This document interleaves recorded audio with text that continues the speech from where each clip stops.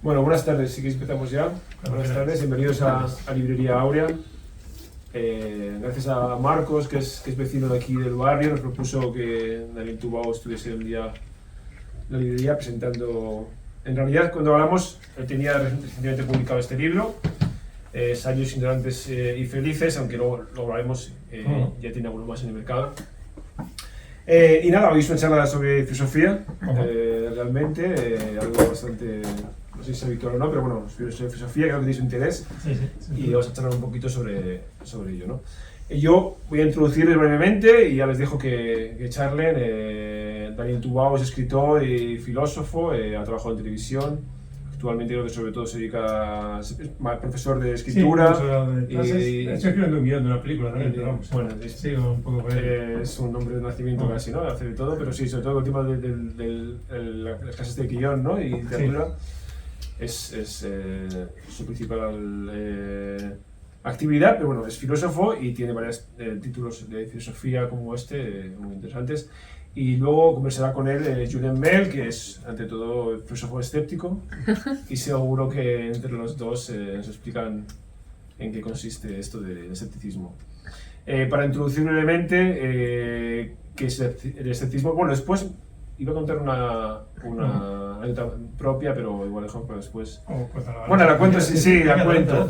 Yo, porque si algo tiene el escepticismo es que es una filosofía antigua y como toda la filosofía casi se puede decir en parte que es escéptica, ¿no? Porque al final esa es mi tesis, el escepticismo, ¿no? Eso es, sí. Es preguntarse todo el tiempo cuál es la verdad y cómo... Entonces, la anécdota que quiero contar es que yo, en mi experiencia personal, yo siempre soy una persona que he creído mucho en mí y estaba muy seguro de lo que sabía y de lo que creía, sin ser un dogmático ni mucho menos, pero sí estaba convencido de que todo lo que hacía, me refiero a que lo que yo hacía estaba correcto y en mi trabajo y la ayuda personal estaba muy seguro de mí mismo.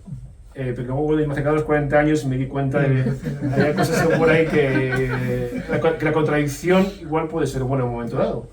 Al final me di cuenta y hace poco leí a otro filósofo que se llama José Carlos Ruiz, que tiene una parte también sobre escépticos y sobre bueno, no recuerdo la palabra. Y caí en la cuenta que igual la contradicción no es algo malo en un momento dado, sino que es positivo para crecer y entonces voy a dar el título del libro, ¿no? Es Sabios, ¿no?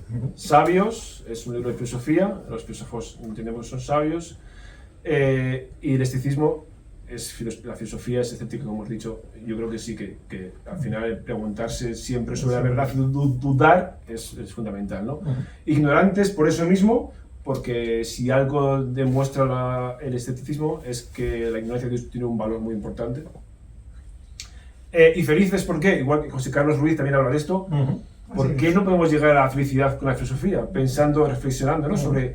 sobre lo que creemos, lo que pensamos, sobre cómo está hecho el mundo, ¿no? Y por qué no a través de eso llegar a la felicidad. Después, más adelante, si no hablan de ello, os preguntaré sobre el conflicto entre escépticos y estoicos, ¿no?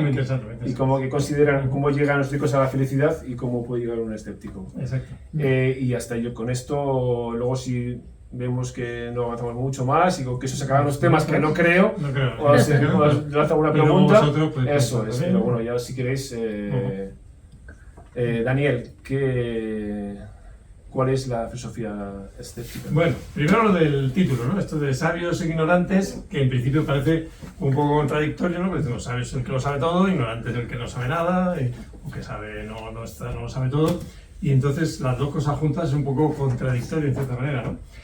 Pero en realidad tiene todo su sentido. El sentido, de hecho, procede un poco, podemos decir, de Sócrates, ¿no? Si pensamos en Sócrates, Sócrates decía, solo sé que no sé nada, ¿no?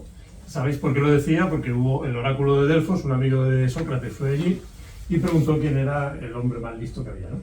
Y el oráculo dijo, tu amigo Sócrates, ¿no? Entonces él se lo contó a Sócrates y Sócrates dijo, yo no puede ser, yo no puedo ser el más listo, si yo no sé nada, ¿no? Entonces dijo, claro, ahora ya sé por qué soy el más sabio, porque yo sé que no sé nada y los demás creen que sí que saben lo que en realidad no saben, ¿no? Y entonces por eso es el más sabio, ¿no? Entonces digamos que la ignorancia, la sabiduría es reconocer tu propia ignorancia, ¿no? Ahí ya con Sócrates.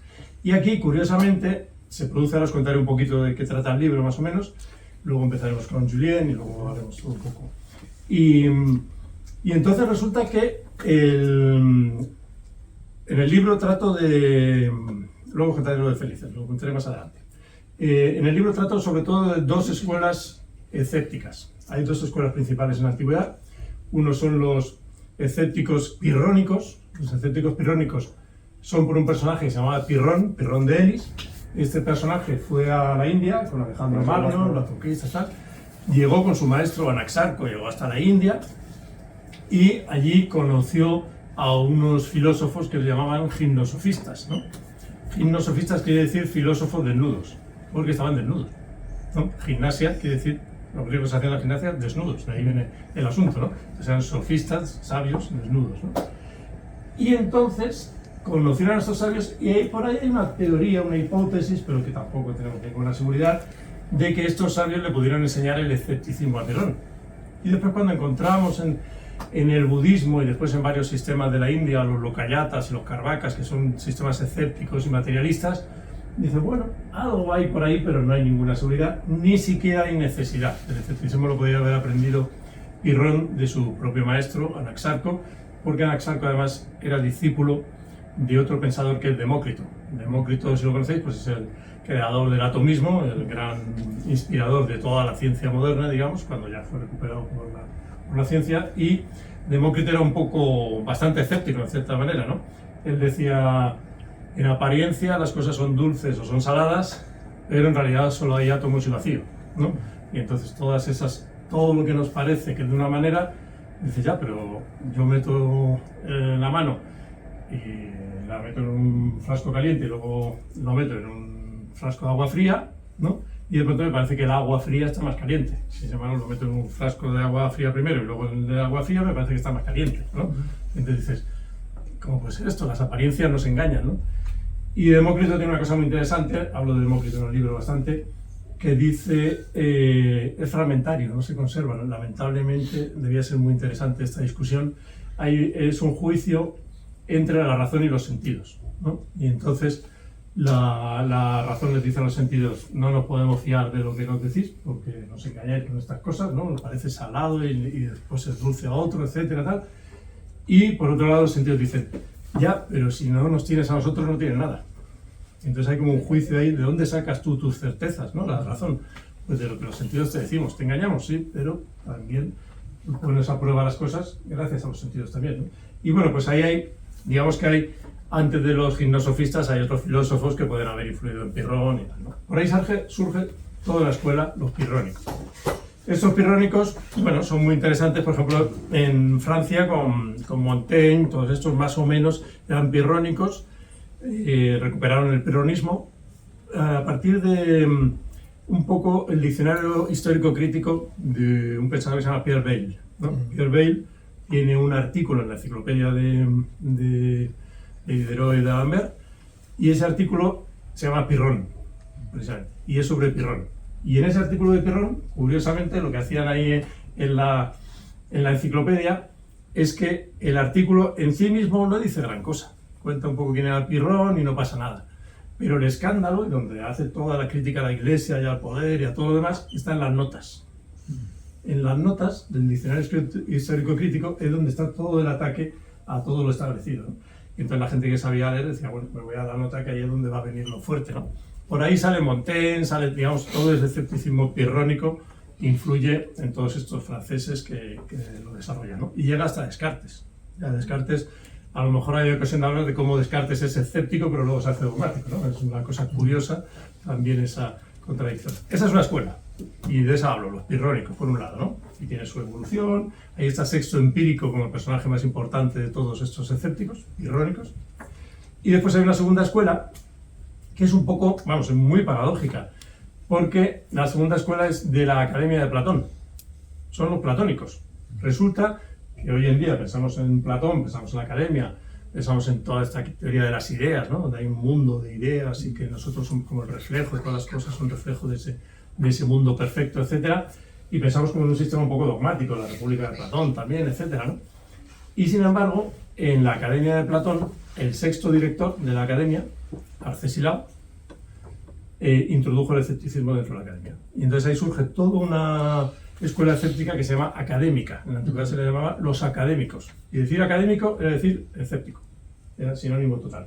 Y así fue durante 100, 150 años, desde Arcesilao hasta Carnéades, que es un filósofo maravilloso que hablo bastante en el libro, y al que adoraba, por ejemplo, Cicerón. Cicerón tenía como su gran dios de la filosofía a Carnéades, ¿no? Que era un pensador, parece que impresionante, lamentablemente, solo tenemos pequeños fragmentos, ¿no? Esa es la segunda escuela, ¿no? Los académicos por un lado y los pirrónicos. Eso, en principio, esa era la esencia del libro, ¿no? Cuando empecé a escribirlo, ¿no? Sin embargo, igual pues entrar más tarde, pero el tema este de los académicos, Platón, la filosofía que se hablaba, que se discutía, mejor dicho, en ese momento histórico de la filosofía, los sofistas, igual también tienes cosas escritas sobre, también tienes mucho escrito sobre el arte de discutir, y al final, cuando se discutía, los sofistas lo que pretendía, aunque como dices tú, tienen mala prensa, lo que pretendían ellos era poner en duda cada pensamiento y cada certeza. Efectivamente. Eso es lo que vi. No deja de ser un germen del escepticismo sin nombrarlo. Son uno de los precursores más claros, los sofistas. Eso es lo que vi. Tenía, por un lado, las dos escuelas escépticas, y más o menos por ahí iba a ir el libro. También yo tenía la intención original, un poco descabellada, que afortunadamente abandoné, de hacer el escepticismo griego, indio y chino, ¿no? Y entonces ya tenía 140 páginas sobre el escepticismo de la India, pero ya empecé a perderme con las cronologías de la India, que es una verdadera locura, ¿no? De quién es antes, de quién es después, y dije fuera los indios, y dije fuera los chinos, y los quité a todos. Hice bien, porque si no habría sido una cosa tremenda, así, ¿no? El libro ¿no? Y entonces los sofistas, precisamente lo que tiene de muy interesante, los sofistas llegaron a Atenas en un momento dado y causaron verdadera sensación. Ya luego veréis que os voy a comparar la sensación que causaron los sofistas en Atenas con la sensación que causó Carnéades en Roma. Fue más o menos lo mismo, ¿no? Llegaron los sofistas a Atenas y pusieron, como bien dices, en duda todas las cosas. Y entonces ahí me fui dando cuenta de que no me podía limitar a las dos escuelas escépticas y que había muchos más escépticos, y que a veces son los sofistas, claramente, Sócrates mismo, ¿no? La mayoría de los diálogos de Platón acaban de una manera ambigua, no acaban de decir esto es así. Pocas veces, fíjate que Platón, incluso en sus teorías de la República, de las ideas y todo lo demás, siempre dice, podría ser, o pone una fábula. Se inventa una fábula, dice, imagínate que hay una caverna y tal, no sé qué, y siempre son fábulas, nunca te lo dice de manera absolutamente segura y dogmática, ¿no? Y entonces me di cuenta de que el escepticismo traspasaba esas dos escuelas, que eran muchas más cosas, y una de las más importantes, los sofistas. Una de las aportaciones de los sofistas, no es que lo inventaran ellos, pero que lo potenciaron mucho, es la democracia. Ya hablo ahí de Solón, como creador de Clístenes de la democracia en Atenas, y Pericles y todos los demás, pero los sofistas reforzaron esa idea, ¿no? La idea de que no hay una ley universal escrita en el cielo, o que el tirano dice que esto es lo que es la ley, sino que todo es discutible. O sea, que una de las ideas más claras que tenemos hoy en día la democracia pues consiste precisamente en que no hay una verdad absoluta y que pues no tenemos la solución definitiva y que habrá que seguir discutiendo siempre. Y por ahí fui viendo, ¿no? Hablo mucho también del teatro, ¿no? De Eurípides fundamentalmente, ¿no? El más escéptico de todos los dramaturgos, ¿no?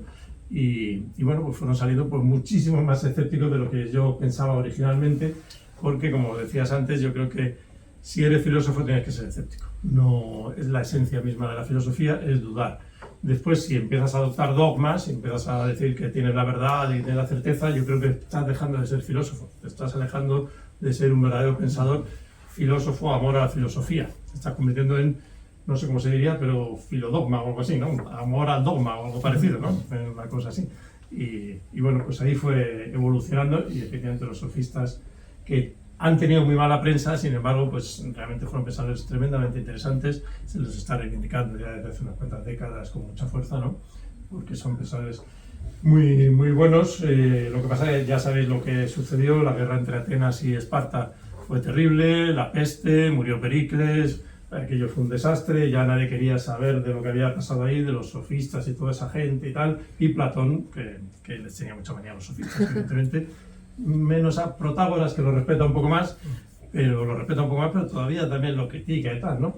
Y bueno, han tenido esa mala prensa, pero por ahí va, ¿no? Entonces ya veis, el libro después se amplía mucho y va no solo esas 2 escuelas, sino mucho más, ¿no? Así más o menos es el libro. Ya si queréis podemos un poco, como queráis, y Julien, y podemos ir hablando de cualquier tema, ¿no? Ya lanzamos el asunto, ¿no? ¿Y ahora qué digo yo? Bueno, os presento a Julien, en primer lugar lo voy a presentar. Porque Julien, ¿cómo lo he conocido yo? Lo he conocido por este libro. Este libro nos ha unido, ¿no? Ha sido el libro que nos ha unido. Ahora me lo ha contado Julien, yo lo acabo de conocer ahora, hace media hora. Y Julien me contaba que nos conocíamos, habíamos estado en contacto en Facebook antes o algo así, o no, nos conocíamos, él vio el libro y le llamó la atención esto de sabios, ignorantes y felices. Y dices, ¿esto qué es? Y luego viste el subtítulo, supongo, ¿no? Lo que los antiguos escépticos nos enseñan. Eso es. Y de ahí salió, cuéntalo tú si quieres, Sí. ahí como... Bueno, yo había leído todo sobre el escepticismo en francés, ¿no? Es mi primera lengua, soy de Bélgica. Y entonces había contado una cosita no muy extensa, ¿no? En español. Y yo deseaba tener algún libro en español para poder recomendarlo a los amigos y para aprender también. Y entonces me encontré, pues fue en internet, y me llamó la atención, sabios, ignorantes, felices, digo, ¿pero quién ha escrito esto? Y entonces ya cuando vi el subtítulo, dije, oh no, claro, esto lo tengo que leer, ¿no? Entonces cuando lo leí no me lo podía creer. Porque realmente es uno de los trabajos... A ver, tengo que decir que es verdad que inclusive de lo que tengo en francés no llega a ese nivel. Porque su investigación, que es un acierto enorme del libro, no es solamente que hace lo que dice de las 2 escuelas, sino que sigue la pista donde ha aparecido el escepticismo. Y eso me parecía fascinante, ¿no? Porque, por ejemplo, lo que dices de Platón se le tiene como un dogmático, ¿no? El mundo de las ideas... le vino muy bien a la teología. Claro, aprendí mucho después del cristianismo. Es el mundo por antonomasia del dogma. Y de pronto, claro, lleva razón. En el fondo, Platón tampoco acaba de... Claro, casi Y a mí nunca... ese libro me dejó asombrado, ¿no? Yo normalmente leo 3 veces el mismo libro, seguido. La primera lectura me entero de qué va. El segundo, subrayo, tomo notas. Y el tercero es cuando lo reflexiono y entonces, bueno, disfruté muchísimo del libro de Daniel y eso lo decía antes, digo, y me sentí acompañado, ¿vale? Porque, claro, ser escéptico, aparte de que podemos hablar hoy día, tiene un significado Claro. que no es el significado, ¿vale? Y de pronto me sentí acompañado, ¿no? Y entonces dije, pues que Daniel, de pronto este muchacho promete. Ahí contactamos y ya empezamos a hablar mucho. Luego, y yo encontré un lector maravilloso, claro, el mejor lector de este libro pues es... Luego coincidimos, increíble, ¿no? nos tomó por Sherlock Holmes, y entonces también tiene otro libro sobre Sherlock Holmes. Y entonces dije, bueno, ya esto ya es demasiado, ¿no? Y entonces eso fue, digamos, que lo que me entusiasmó es poder decirle a mis amigos, mira, hay un libro sobre la filosofía escéptica, porque podemos hablar que hay un uso de la palabra escéptica. Sí, esto que hablábamos antes, Exacto. estábamos comentando, ¿no? Que decimos, todas las filosofías griegas han dado origen a expresiones del hablar común, ¿no? Que dices estoico, que lo aguantas todo, ¿no? Epicúreo, que te gusta el placer y que estás aquí disfrutando de un lado para otro. Exacto. El cínico, como una especie de egoísta, que mentiroso, falso y tal, ¿no? Un poco así. Se burla. El escéptico que no cree en nada y entonces no colabora con nadie y todo lo demás, ¿no? Es como todo se ha derivado en un significado que no tiene que ver con el original, ¿no? Y escéptico, pues claro, está un poco ahí en esa cosa de no creer en nada, de desconfiar de todo, que no puedes confiar en ellos. Y escépticos, lo que significa la palabra esquepsis, es investigar, seguir investigando, seguir buscando. En realidad no dicen que no busquen la verdad o que no busquen cómo son las cosas, etcétera, sino que incluso hoy en griego moderno, skeptome significa pensar. Hoy en día, o sea, skeptome y luego es pensar, ni siquiera investigar, sino solamente pensar. Pero fíjate, mejor todavía, sí. No han mejorado con el paso del tiempo. Sí, sí. Pues ese es el significado, ¿no? Sí, sí. Y claro, ahora hay una idea de eso, del escepticismo un poco así negativa. Antes he dicho un elemento claro que el escepticismo trajo, que es la democracia, el pensamiento Sí. de que no hay una verdad absoluta en Y luego política, la y ciencia. demás. Y la ciencia, exactamente. Exacto. Y Bueno, hay quienes dicen, no, el escepticismo no aporta nada, es una cosa crítica, pero que no te da nada positivo. Bueno, toda la ciencia moderna es escéptica, o sea, surge del escepticismo, surge de la lectura por parte de Francis Bacon, según parece, no está del todo seguro, pero casi seguro, de parte de Cicerón, de las cuestiones académicas de Cicerón, es decir, del escepticismo académico, de esto que decía de la Academia de Platón, de ahí surge Francis Bacon, y por la parte francesa de Pirrón, más bien de Sexto Empírico, ¿no? Y eso fue una revolución, la lectura del Sexto Empírico cambió la humanidad. O sea, en ese momento, a partir de entonces, se empezó de otra manera. Actualmente en Francia, ahora mismo en el mundo francófono, hay un escritor que se llama Alexandre Lacroix que ha vuelto a poner en boga, digamos, las obras de... Bueno, él se considera discípulo del Sexto Empírico. Entonces, bueno, por ahí yo me fui introduciendo, ¿no? por el tema del escepticismo, y me sentí muy emocionado porque, claro, había estudiado primeramente el estoicismo, ¿no?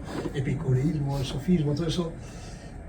Y claro, siempre topaba con algo del cual, pues, tengo una pequeña vacuna, y es el dogma. Claro, no hemos dicho que tú, antes de ser filósofo escéptico, fue teólogo. Teólogo. Ese es Y entonces, claro, es ahí el está. mundo de la teología. Entonces, solamente una anécdota, porque alguna vez me han preguntado cómo te convertiste en escéptico. Y entonces, esto me recuerdo que fue siendo un estudiante de teología. Con la que tardé mucho en llegar a seguir con mis dudas, pero fue una vez en una conferencia que había un teólogo que dio una conferencia impresionante. Es que de verdad que el hombre era increíble. Yo estaba impactado. Y después de todo eso, pues preguntas-respuestas. Y yo levanté la mano enseguida, ¿eh? Pero de verdad que no había ninguna mala intención de mi parte, ninguna, ¿eh? Yo estaba asombrado. Y se me ocurrió preguntarle, ¿y todo eso cómo lo sabe? Claro, cuando el hombre empezó a explicar cómo lo sabía, se fue derrumbando. Y fue tan impactante que no hubo preguntas después. Y yo, claro, yo me quedé y dije, esta es la pregunta clave. Y es una pregunta que no he dejado de hacer y de hacerme. ¿Yo por qué pienso lo que pienso? ¿Por qué? ¿Cómo lo sé? Claro. Y a principio parece como algo paralizante, ¿no? Digamos, si vas a dudar de todo. Y los pirrónicos, sobre todo el Sexto Empírico, también ellos empleaban una cosa que se llamaba la isostenia de las ideas contrarias. Es decir, cualquier argumento le puedes presentar, bueno, aquí yo, Carmena de Roma, ¿no? Pues luego, o sea, tú puedes defender esta tesis y mañana te defiendo exactamente igual, lo contrario. O sea, se nivelan. ¿Y qué dicen los escépticos? Pues no tomes ninguna decisión. Suspendes el juicio y la apogé, ¿no? y te entra la ataraxia, la paz. Ahí viene lo de felices. Ahí está. ¿Cómo puedes ser feliz siendo escéptico y tal? Dices, no, precisamente cuando ya no quieres saberlo todo, pues no hace falta saberlo todo, porque me voy a obsesionar con que, ay, es que no sé esto, no sé lo otro y tal. Digo, pues ahí te entra precisamente esa paz. ¿No? Los estoicos lo hacen de otra manera, digamos, lo hacen a través de la idea de que existen los sabios. Los estoicos piensan que existen sabios, que saben la verdad y que la saben, paf. Es una cosa que se llama cataléptica, ¿no? La verdad cataléptica. Que pumba, de pronto tú tienes la verdad porque eres sabio. Bueno, pues y los escépticos dicen, no lo puedes encontrar, pero no pasa nada porque no lo encuentres. Esa es los dos llegan a un pensamiento parecido, una imperturbabilidad y una indiferencia, pero unos a través de una creencia en un dogma de que hay un destino del mundo, etcétera, y todo lo demás, un orden cósmico y tal, y los escépticos a través de, bueno, no lo podemos saber, pero no pasa nada porque no lo sepamos. Exacto. ¿No? Pero en cambio, puede llegar un momento que sea un poco paralizante, ¿no? Porque a veces dices, bueno, viene bien para tanta avalancha de discursos que hay ahora, decir, bueno, la epogea, suspendo el juicio, ¿no? Pero una manera que yo pienso, por ejemplo, es, con todos estos discursos que hay ahora, mucha pseudociencia, ¿no? Poder sopesar lo que es la ciencia y lo que es la pseudociencia, ¿no? Y ahí es donde puedes ver que ni siquiera llega a la isostenia, o sea, es que no se pueden poner la misma balanza, ¿no? Y entonces el escepticismo te lleva a ser riguroso. por ejemplo, mi hija que está aquí es arqueóloga y claro, pues nos fascina el tema. Y claro, cuánta cosa he leído de la pseudoarqueología, ¿no? Uy, sí, sí, todos los días sale alguna cosa de esto, cómo lo construyeron, esto tal, ¿no? Los aliens, ¿no? Sí, sí, sí, Claro, viendo lo que hace mi hija y lo que trabaja, cómo lo hace, y luego escucho los otros, pues claro, es que no llega, ni siquiera llega al equilibrio. No, ni siquiera. Sí, eso lo digo en un momento dado, digo, muchas veces no encuentras el equilibrio porque no, es que, según parece, este Arcesilao que hacía la Sí. suspensión del juicio, creo que nos he dicho que Arcesilao, el director este de la academia que introdujo el escepticismo, que no se llamaba así entonces, ¿no? Pero digamos el antidogmatismo, él nos he dicho que él decía, solo sé que no sé nada y ni siquiera estoy seguro de eso. Se añadió esa cosa a lo que decía Sócrates, ¿no? La adoraba a Sócrates y a Platón, de hecho, no pensaba que fuese un hereje respecto a ellos. Exacto. Y entonces, según parece, los dogmáticos, Arcesilao primero les dejaba exponer sus ideas completamente. No como Sócrates que va haciéndote preguntas y te va haciendo una trampa, ¿no? Y te lleva ahí y al final te machaca y tal, ¿no? Sino que este decía, venga, cuéntamelo con todo detalle y tal, y luego yo te digo razones en contra de esto que afirmas con tanta seguridad.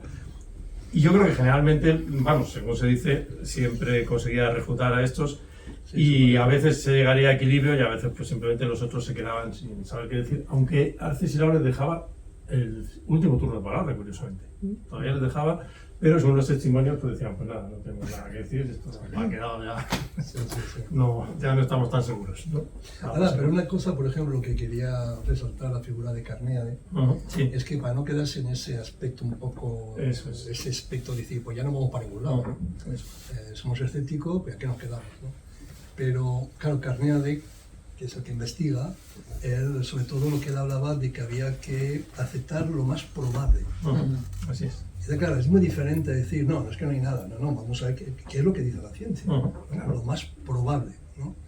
Y entonces, claro, y eso siempre llegando a unas conclusiones provisionales, revisables, corregibles, y si hay otra evidencia, pues cambiamos. Entonces, no, por eso que el dogma, que es un monolito, no cambia, es sagrado, ese no cambia nunca. O sea, se le puede decir de otra manera, pero siempre es el mismo dogma, ¿no?